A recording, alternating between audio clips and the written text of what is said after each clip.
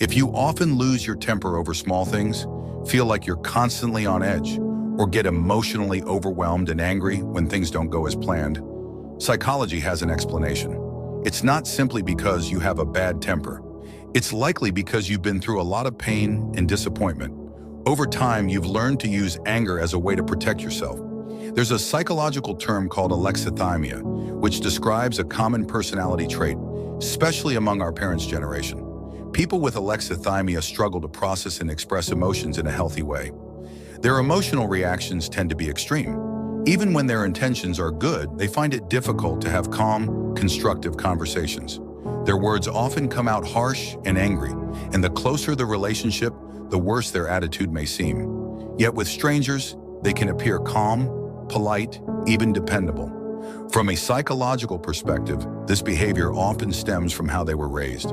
They may have experienced neglect or harsh treatment, which shaped an unhealthy way of relating to those closest to them. This is different from narcissism, where someone intentionally hurts others out of selfishness. With alexithymia, anger is more of an automatic response. It's not intentional, it's just the only way they know how to communicate. If you grew up in this kind of environment, if your parents were like this, you probably faced constant criticism. No matter how big or small the issue was, you may have been ignored. No matter how hard you tried, it was never enough to meet their high expectations. You rarely, if ever, received praise or recognition. Only indifference, disappointment, or emotional neglect. That leaves a deep wound. You feel powerless and hopeless. You feel let down by yourself.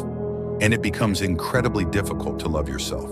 As you grow older, all those unresolved feelings, anger, resentment, sadness, start building up in your body and mind. They don't just go away. They become a heavy burden that lingers, waiting for something to trigger them and cause an emotional explosion. Sometimes the people around you make it even harder. For example, if your partner has an avoidant attachment style or struggles to understand emotions, they might not respond to your needs.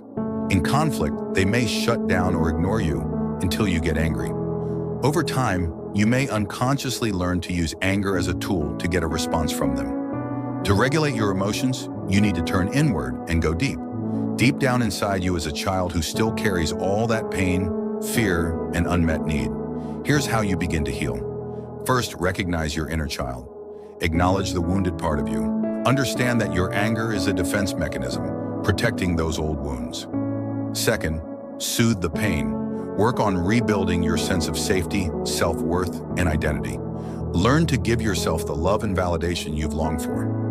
Third, build emotional resilience. As those wounds begin